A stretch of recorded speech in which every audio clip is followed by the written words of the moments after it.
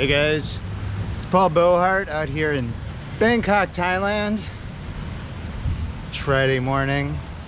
Good morning to you. Out here for another chemotherapy walk and talk.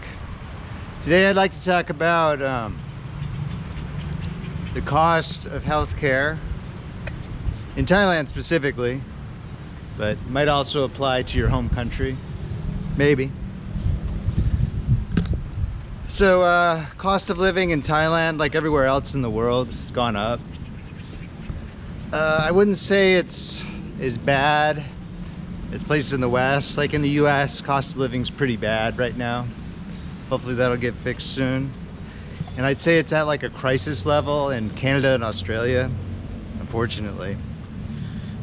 But in Thailand and the region, Southeast Asia, cost of living definitely has gone up.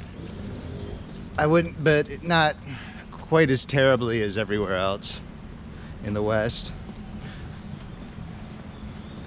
So for costs of healthcare specifically, if you're part of the Social Security Fund, so this fund you pay about, what is it, 30 bucks a month. Your employer matches the 30 bucks a month.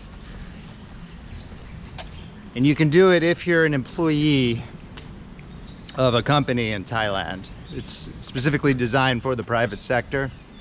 If you do that, then you can go to the government hospitals and get basically free healthcare. It's a good deal. The thing is, you kind of have to speak Thai. The doctors might speak a little English. None of the nurses will speak English probably. So you got to kind of, if you're familiar with Thailand, you lived here a while, you know your way around, you can speak Thai. It's a decent deal. The thing is, oh, there's a bike coming. The thing is, it's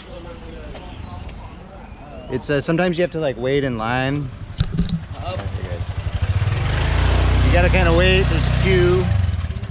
If you get a room, like you have to go inpatient. Usually you're sharing it like 4 other people. I used to have the Social Security. I used to be on that, and it wasn't bad. I mean, the healthcare it's adequate. I wouldn't say it's VIP, but it's adequate. It's fine. It'll get you through. I've known Thai people with cancer who got everything paid for, all their chemotherapy, everything. So that's good. However, if you're not on the Social Security Fund, or if you come here as like a medical tourist, you're just looking to go to a private hospital where they can speak some level of English, or they provide a translator for you, it's a bit more expensive. Let's talk about the costs. So for me, I go to a hospital. It's not the best, like 5-star. The 5-star hospitals would be like Samitawet Hospital, Bumrangrat, Bangkok Hospital, there's a chain of those. There's one in Pattaya. Even though it's called Bangkok Hospital, there's one in Pattaya. I think there's one in Karat too. Those are kind of like the 5-star. You go in, there's like Starbucks in there, like coffee shops. It's like a hotel, but it's also like a hospital. For those there, the care is really good, but it's expensive. I go to like maybe 1 step down. So not like 5-star, but pretty good. Let's talk specifically about the costs. So in general, if you want to see a doctor, if you have to see a doctor about anything, it ends up being like 40-50 bucks, which is fair, which is reasonable, even though it's just a few minutes. Anything with a doctor, they charge. You can usually get at these places, they have pharmacies kind of incorporated into the hospital. So you go see the doctor, they prescribe you something, then you go right to the pharmacy there and they give you a bunch of pills, and then you pay and you leave. It's a pretty simple process, which I like, because a lot of times I remember in like the US, you'd have to you get like a script from a doctor, then you'd have to go to like Walgreens, like at some other place to get pills. I don't know, I just didn't like it. I like doing all my medical needs. It's like a one-stop shop. I kind of like that. Oh, sorry, they're running one of these long-tail boats. These are cool. basically a boat with a diesel engine stuck on the back. They can go pretty fast, actually. Anyways, so that's like the basic costs. It ends up being like just like a trip to the hospital if like you have like food poisoning or need antibiotics or something. It ends up being like, it's like under $100. It's not bad.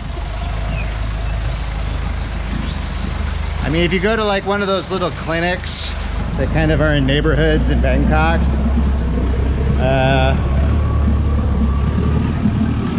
those are even cheaper, so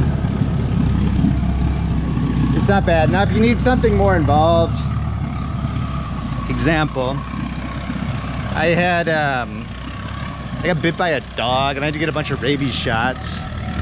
That was a little more expensive. That ended up being like $200 to $300, and that was for like a series of rabies and tetanus shots, which I'm still mad about. I hate that stupid dog. Anyways,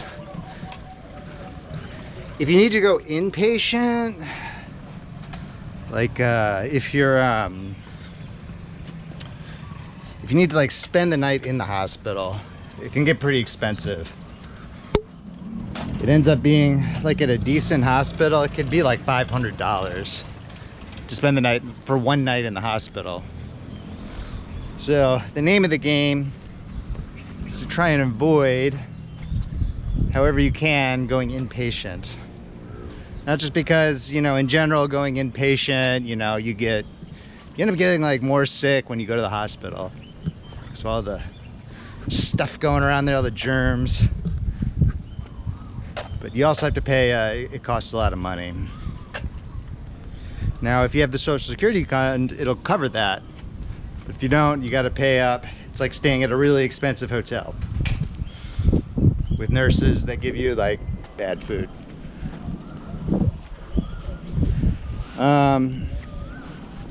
Let's talk cancer costs. The more expensive, obviously cancer, very complicated disease, more expensive. So, oh, nice dog. Please don't bite me. So for cancer, for chemotherapy, I see my doctor twice a week, and I do chemo usually twice a week. The way chemo works, usually they'll do it like they'll do like a 3-week cycle, and then they'll give you like a week off, because chemotherapy drugs, they like kill like cancer cells. They also kill like other kinds of cells in your body and stuff. It's like a war going on down there. So they'll give you like a week to recuperate so your healthy cells can grow back after they've been damaged by the chemotherapy. So for me, the most expensive thing, I get a shot in the stomach called bortezomib. It's about $300 for one shot. It's specifically a chemotherapy drug for multiple myeloma. And I usually have to get that every Tuesday and Friday. And they have to like, it's like a cocktail. They have to like make it at the hospital after the doctor orders it. And there's this woman who looks exactly like Nurse Ratched, but she's Thai. Nurse Ratched from One Flew Over the Cuckoo's Nest. And she comes in and they make it and they bring it out in this little Tupperware thing. And they take you into the room and a nurse shoots it into your stomach. And that's your chemotherapy, which is much more preferable than the chemotherapy where you have to sit in a chair for 6 hours and get an IV. So like breast cancer and lung cancer patients, they have to like sit in the chair or on the bed. Me, I just get the shot and then I can go home. It's nice. Lucky me. So one of those is like $300, which is pretty expensive. And then I usually get like the doctor will have me get like a red blood cell and a white blood cell booster, and those are like not as expensive. They're maybe like $50 each. And then I get a bunch of drugs to take at home, and that costs, and all in all, my chemotherapy, it costs like a little over $1,000 a week. And I'll be doing it for 4 to 5 months. So if you do the math, it ends up being like like it'll end up being like $30,000. That's for everything. And that includes when like the doctor, if they see something like weird with your liver, something they don't like on your, with your blood test, maybe your kidneys or your liver, they'll send you to like a specialist, like a different kind of doctor. That all costs extra, you know. So all in all, it ends up, I don't know, I guess it'll probably end up being about $30,000 total for the whole thing. And it's a lot of money, but beats the alternative, dying, right? Better than death. So that's roughly the cost. I mean, obviously it's going to be different for everyone, but it's just to give you a rough idea of the cost here. In America, I could never understand how healthcare costs work because it's like all messed up. Like there's no way to understand. There isn't like the typical, like, as a consumer, you like understand what the price is and like you make decisions based on that. Like healthcare in the US, it's really weird. In Thailand, it's a little easier. Like you understand the cost because you have to pay every time you leave the hospital. And also, like, before you get, like, if you go in to get some kind of procedure or something, they'll come and they'll explain to you what the cost is, and you're like, yeah, let's do this. So one time I had surgery where they just had to like cut off a mole from my arm, and it was like $300. And they explained it all to me beforehand. I was like, yeah, okay, let's do it. It was a very minor surgery. If you need like a major surgery, like if you need, a lot of people come here for the, what is it, the thing where they bypass like your stomach is like at half capacity. It's called like a bariatric something, I don't know. The one that Boogie 2988 got because he's fat and he lied about having cancer. Don't lie about having cancer. It's bad form. Anyways, so you get that surgery, I think it's like $20,000 or you know, like 600,000 baht.